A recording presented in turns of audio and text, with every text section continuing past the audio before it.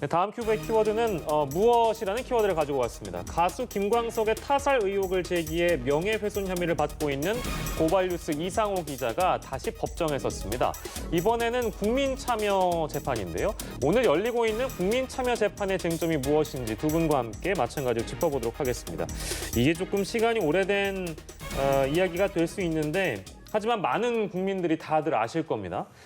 일단은 이 어떤 사건인지 개요를 좀 저희가 정리하고 넘어가야 될 것 같아요. 오윤성 교수께서 이 사건이 어떤 사건이고 오늘에 이르기까지 어떠한 역사들이 있는지 좀 짚어주신다면요. 김광석이라고 하는 그 가수는 우리 한국 분들이 많이 알고 있는 굉장히 유명한 가수죠. 그런데 1996년에 김광석 씨가 이제 사망을 하는 그런 사건이 발생이 됩니다. 그런데 이제 당시에서부터 이제 타살을 당했다라고 하는 그런 어떤 의혹이라든가 이런 것들이 많이 제기가 됐었는데요. 거기서 이제 핵심적인 것이 그 당시 극단적 선택을 한 그 자세가 즉 소위 이제 이 목에 있는 그 끈의 자국 사큰이라고 하는 것이 이런 방법으로는 극단적 선택을 하기 어렵다라고 하는 그런 주장도 있었고요. 또 이제 김광석 씨가 이제 그때 당시 한참 이렇게 뭔가 뭔가 이렇게 풀리고 있는 그런 상황인데 자살할 이유가 있는가라고 하는 그런 것에 좀 더해서 이 두 부부, 즉 김광석 씨와 지금 이제 서모 씨하고 이 두 부부 간에 있어서 약간 불화설이라든가 어떤 불륜설이라든가 이런 것들이 더해져 가지고 그 당시 이제 이상호 기자가 영화라든가 SNS라든가 기자회견을 통해서 타살의 주요 혐의자라든지 100% 타살 또는 이런 등등을 표현을 했단 말이죠. 그렇게 해가지고 사실은 이제 그 1심에서 이 김광석 씨의 그 타살과 관련돼서 이 서씨를 유력한 용의자로 이렇게 지목을 한 그런 단정적인 표현을 허위 사실로 이제 인정을 해가지고 이 이상호 기자하고 이 고발뉴스에 대해 가지고 서씨에게 손해배상을 약 5천만 원을 지급해라 이렇게 판결이 났습니다.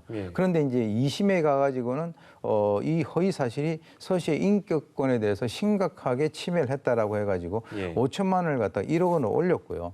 대법원에서는 그 판결이 이제 났단 말이죠. 그런 현재 상황입니다. 근데 이제 여기에 전문 용어가 등장합니다. 심리 불속행 기각. 그러니까 대법원이 이 기자가 상고한 사건에 대해서 심리 불속행 기각이라는 결정을 내렸는데 이거 어떻게 좀 이해를 해야 되겠습니까? 대법원에서 이제 심리하지 않고 그냥 기각시켰다는 심리하지 않고 건데요. 이게 아시는 분들은 아시겠지만 1심과 2심은 사실심이라고 그럽니다. 그래서 사실관계를 확정하는 이제 법원의 재판 과정이고요.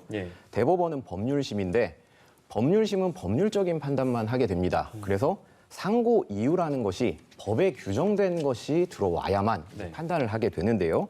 이제 상고심 절차에 관한 특례법을 보면 상고 이유가 예를 들면 헌법에 위반되는 중요한 사항이다. 그러니까 원심 판결이 헌법을 위반했다.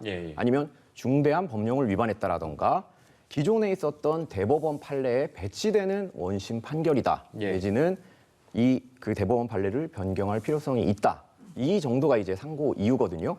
그 상고 이유를 명확하게 이제 제시를 해야 대법원이 우리가 법률적으로 판단을 하겠다라고 할 텐데 사실 이 2심 판결문을 보면 이 이상호 기자가 여러 가지 허위 사실을 적시를 해서 명예를 훼손하거나 아니면 인격권을 침해를 했다라는 점들이 좀 드러나 있거든요.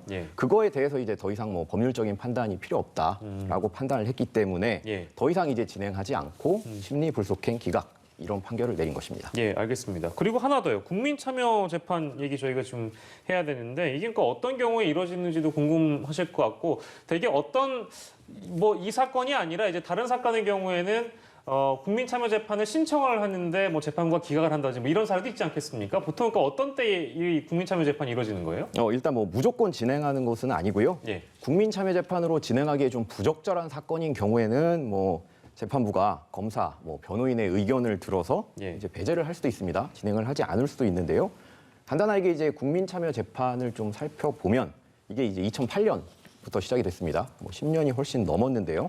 그런데 이제 10년이 넘은 지금 시점까지도 국민참여 재판을 1%도 실행하고 있지 않은 상황이긴 합니다. 그래서 이제 계속적으로 얘기가 나오는 게 뭐냐면 이 국민참여재판의 활성화를 위해서 어떤 방법을 취해야 되느냐라고 얘기를 하면서 나오는 게 이제 지금은 형사재판에만 적용이 되고 있거든요. 그런데 이제 이걸 민사재판에도 좀 확대를 해야 된다라는 얘기가 계속 나오고 있는 상황이긴 합니다. 사실 이 민사재판에서 국민참여재판은 아예 없었던 건 아니고요. 예. 2018년에 울산에서 몇 차례 있었습니다. 예. 그 형사 재판 같은 경우는 뭐 활발하진 않지만 그래도 이제 어느 정도 진행이 되고 있는데 네네. 어떻게 보면 이제 민사 재판이 이 더 국민의 일상생활에 더 밀접하거든요. 그러게요. 그래서 뭐 하도급 사건이라든지 아니면 대여금 사건이라든지 이런 이제 국민적으로 굉장히 밀접한 사건에 대해서 국민 참여 재판을 이제 뭐 좀 몇 번 그 시험적으로 시행을 해봤고요. 예. 그래서 이제 이거를 앞으로 확대하겠다는 계획인데 네. 그러기 위해서는 몇 가지 이제 전제 조건이 필요한 거죠. 네. 제일 중요한 게 뭐 배심원으로 이제 선정이 되면 이제 절차를 보면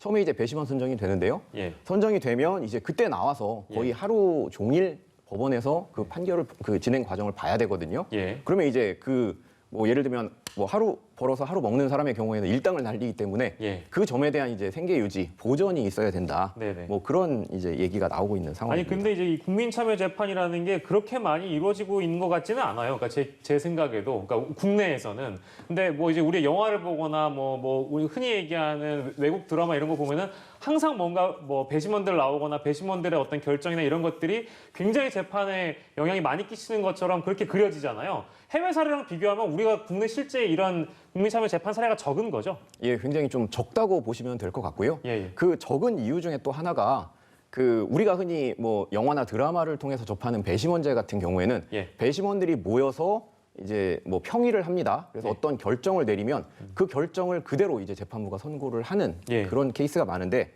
우리 같은 경우에는 이제 배심제와 참심제가 있는데 그게 좀 섞여 있습니다. 이게 참심제라는 거는 이제 국민이 참심원이 돼서 직접 이제 법관 역할을 하는 거고요. 예. 그다음에 배심제는 이제 배심원이 되는 건데 이 배심제와 참심제가 좀 섞여 있기 때문에 우리나라 같은 경우에는 배심원들이 평의를 통해서 특정한 결과를 도출을 하더라도 법관은 그거에 이제 구속이 되지가 않습니다. 단순히 이제 권고 사항에 불과하고요. 권고사항일 뿐이다. 예, 그래서 실제로 이제 배심원들의 평결 자체보다 뭐 좀 중한 판결을 내리거나 좀 경한 판결을 내리는 경우가 가끔 나오고 있습니다. 예, 알겠습니다.